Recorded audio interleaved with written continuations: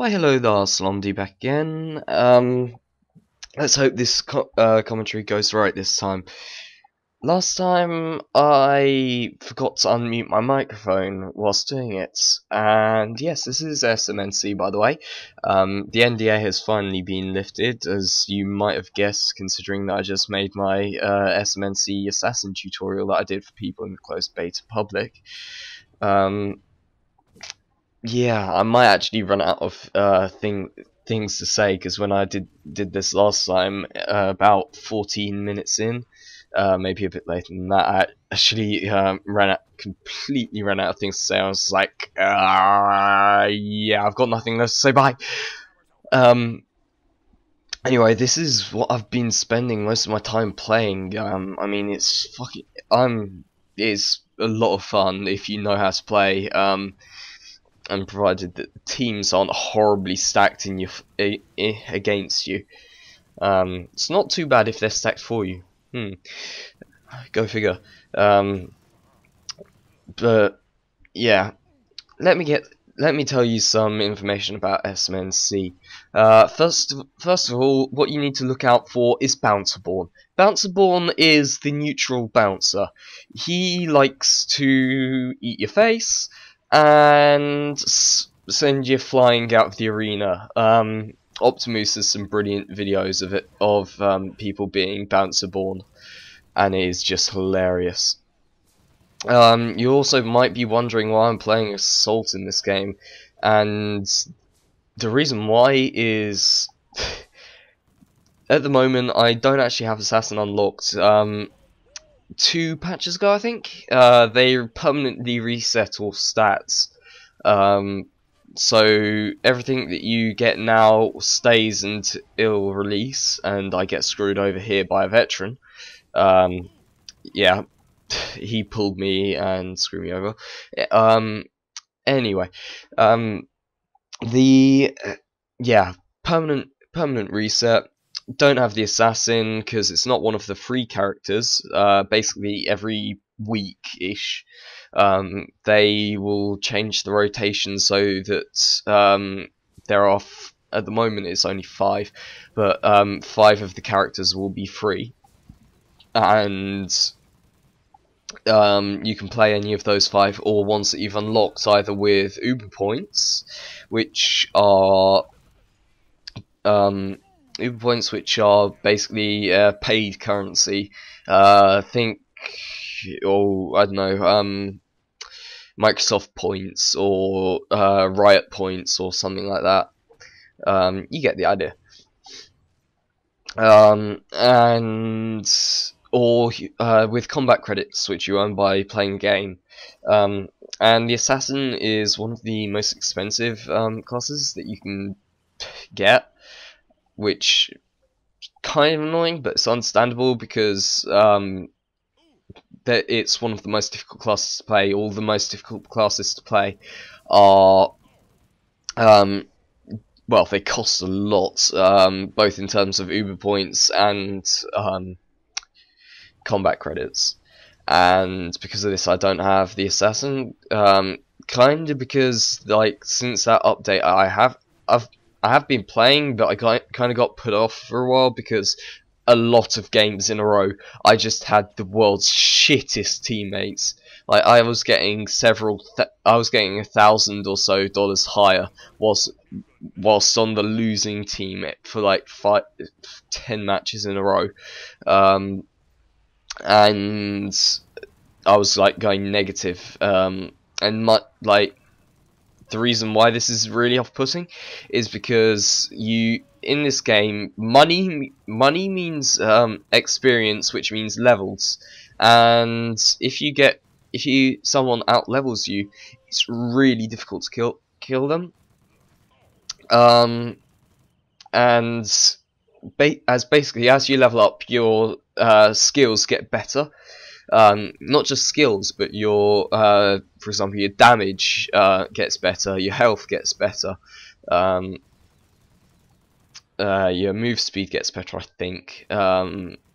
I'm not entirely sure what other ones, I can't remember off the top of my head, but you get the idea. So if you fall behind big time in levels, it's really difficult to kill people. However, if you manage to kill someone who's ahead in levels, say you catch them on low health, which isn't unlikely, you get a massive boost for killing them, which gives you which basically allows you to even playing fields and sometimes actually ping yourself past them. And yeah, they've actually changed the way that buying skills works. As you get skills, as you level up, even not as you get skills, as you level up, you taunt like in an airstrike like a boss. As you level up, you get skill points, which you can use by either your offensive passive, your defensive passive, or upgrade one of your skills.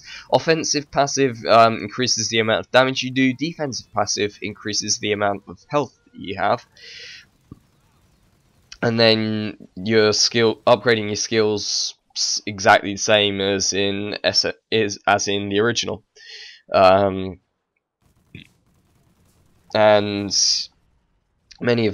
you see many similar things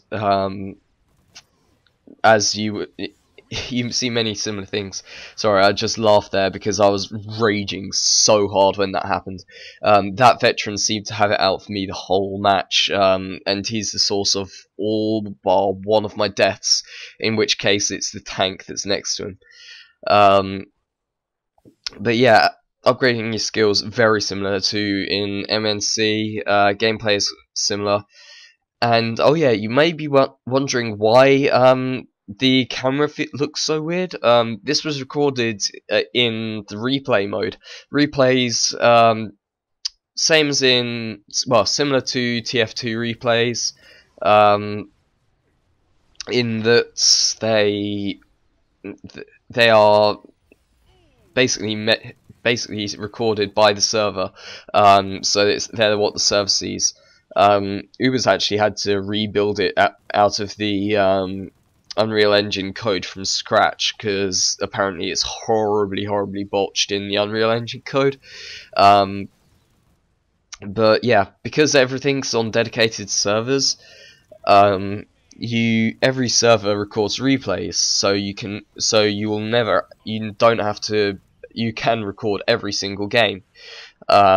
You don't have to record every single game, even, because they're recorded for you. Unfortunately, at the moment, I don't think that there is the ability to output like you have in Team Fortress 2, but you can definitely go back in and record. I mean, if you wanted, you could do it at 1/10 speed and have 10 times the frame rate. Don't know why you would, but yeah. One thing that has definitely changed in SMNC though is grapples are so much more important, along with killing bots. Killing bots is like vital. If you don't want to either have your lanes pushed, which is really bad because it's can be difficult to push them back sometimes, or falling behind in levels. Sorry, I've got a bit of a cold, by the way. It's really annoying, but hey, gotta live with it. But yeah, because if you fall behind in levels, it's difficult to kill people. You need to be killing bots. So the more bots you kill, the higher level you are, and the more fun it is. And that veteran is a retard. I have no idea why he just decided to jump off the edge, even though I did fail my grapple. But anyway, what was I talking about? Oh yeah. Also, grapples are really important because they hold your enemies in place. Like you saw there with the support, he grappled the veteran. Veterans was basically fucked because I came up and started shooting him. 2v1 situation because the support had immobilized him, and the veteran was fucked. And yeah, basically those two things are really important in the game. and it's also a lot more team-based than MNC was. For example, in MNC, as an assassin, like, I could win if I was trying, I could win 95% of my matches, because by playing assassin, because as an assassin you could lone wolf it and completely control the outcome of the match, similar to assault or sniper. Assault could get control a match, not to entirely the same extent, but he could have massive control over he could have pretty much lone wolf and kill the entire enemy team. Same with sniper, due to head clicking troll, which is actually the name of that sniper skin. I don't know if you saw it, but yeah, the Christmas skin. They're putting a load of skins actually, but yeah, so much more team based. This game is so much more team based. Like, if you get caught in a 2v1, you're gonna get fucked. Like, seriously, it is a really big difference, as far as that goes. And yeah, oh yeah, one thing that's really fun about SMNC, well, do you remember the Annihilator, right? Everyone remembers the Annihilator. It was a giant laser thing. Anyway, the Annihilator is back, and it's more important than it was before. Like, literally, like, Annihilator can like seal the fate of a match. Just what a single Annihilator. Because it is so vital, and because of that, you just get these massive battles over the Annihilator, and any form of you saw that there's the activation animation for the Annihilator. It rhymes. But yeah, because there's this activation animation for the Annihilator, you've got this delayed time where the Annihilator will go off, before the Annihilator will go off, and it becomes really, like, some classes, for example the Assault, have really good control over the Annihilator due to his bomb and charge and grapple. So knockback such as, for example, assault bomb, gunner slam, support airstrike, and also charges such as assault's charge, tank charge, surprisingly not lunges though, and grapples. They all knock you off of the out of the Annihilator buying animation. And I have no idea why that sniper was playing trampoline, but okay. And yeah, you just end up having these crazy massive fights over the Annihilator, as both teams try to get it, because it is such a big advantage in this game, and it is just a lot of fun. And yeah, I think, to be honest, my mate at the moment, the game is good. It's obviously not finished, and I mean, as you can see from this map, this is one of two maps at the moment. The other one was the one in the reveal trailer. This one's the second map, and yeah, it's not fully textured, or the art isn't fully done for it yet, but it's getting there. I mean, I remember, because I've been in the beta since it began. I was like one of the first players invited, because Econaut loves me, and I asked him whilst drunk if I could have a beta invite. Love you, Eka. Anyway, because of that, I have been in the beta for a really long time, and I know the ins and outs. And this map, when it first came out, if any of you play Team Fortress 2, it looked identical to any of the orange maps. Like, it was literally just a sandbox map, no art at all, purely like geometry. It wasn't. It played quite well. There were a few things that needed changing though. For example, that area just there, where the fire base is on top of, that didn't used to be there, and assassins used to be able to abuse that quite badly, because they could basically jump round the back without anybody able to do anything, and just kill bot lanes from there due to their cloak.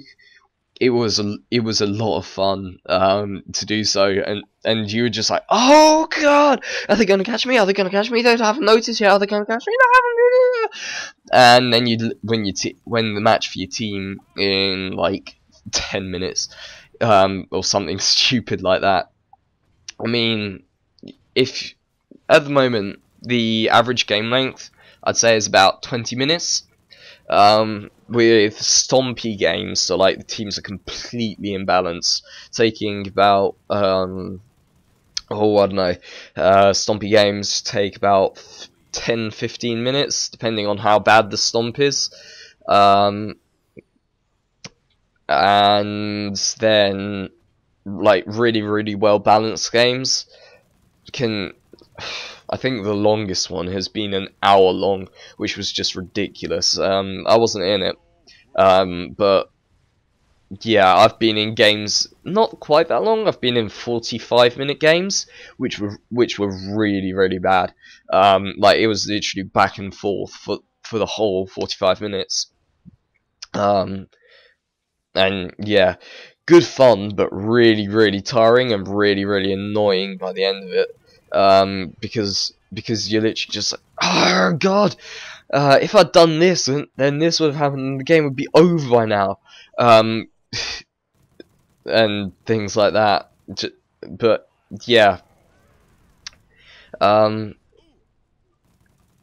yeah, this was quite funny. I wasn't expecting the tank to be able to survive that, so I decided to chase him down whilst on low health. Still didn't manage to get him, and then Annihilator anyway, so zaps to the face. Oh yeah, there are also like kind of mini memes coming out of the game already. For example, yeah, I mentioned bouncers right at the beginning, but Optimus has done these like short videos using the replays. That are centered around Bouncerborn, because basically he likes to give people surprise buck 6 ring outs, which is always fun. And yeah, he does it. He puts the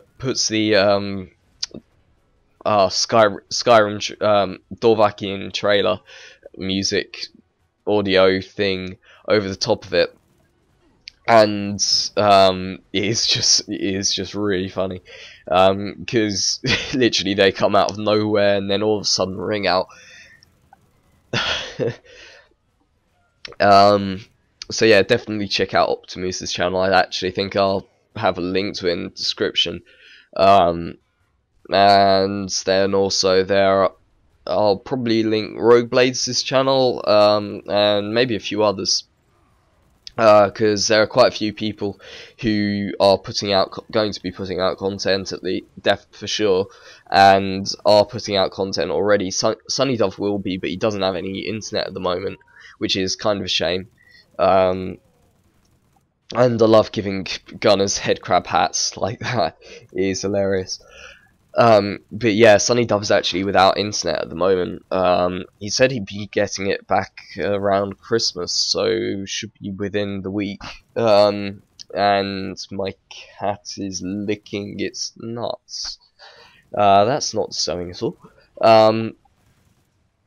Anyway, yeah, Sunny Dove's going to be putting out content. Rogueblades is, Optimus is, I think Dragon Ashes, who's a pretty good player, maybe Nichols, Zenarius as well, I think. Vlaine might be as well. You can never tell with Vlaine. He's a rather enigmatic personality. Most people call him a dick, and I would agree, and possibly add in bastard and cunt in there as well, but he is a damn good player. I'm really not going to lie, he is a very, very good player. And yeah, the game is just about over. I think the money ball goes up a few times because I kind of hurtled up and pushed and try and keep their bot lanes back so that the bots keep the money ball shields down, and I get screwed over by a scrambler there. Scramblers like have a tendency, I don't know if it's just me, but literally like suddenly scrambler and you're dead. Yeah, like them, and it's quite annoying. The best one I've ever had to do with scramblers is, you know, that bridge area in the middle. I was trying to jetpack from one side to the other. Jumped into the middle, went to activate my jetpack. There was a scrambler there, didn't activate, fell right down. Suicide. Everyone was just like, "You are a fucking retard." I was like, "Oh god." But yeah. Like seriously, some funny shit has happened. I'm really, really not gonna lie. But yeah, I think this is like the final push before the money ball goes completely. Yeah, looks like it. Oh, actually no, I think I die once more. Yeah, here's my last death of the game. I have as much idea of what went on there as you did. All I know is that the tank killed me from the kill feed. But as soon as I respawn, I juice the money ball down, and there's not much that the enemy team can really do. But yeah, the game was fun. I'm not sure what my final score was. I think it's something like 18-5, maybe. Anyway, I hope you enjoyed the game. I've talked too much, and yeah, see ya.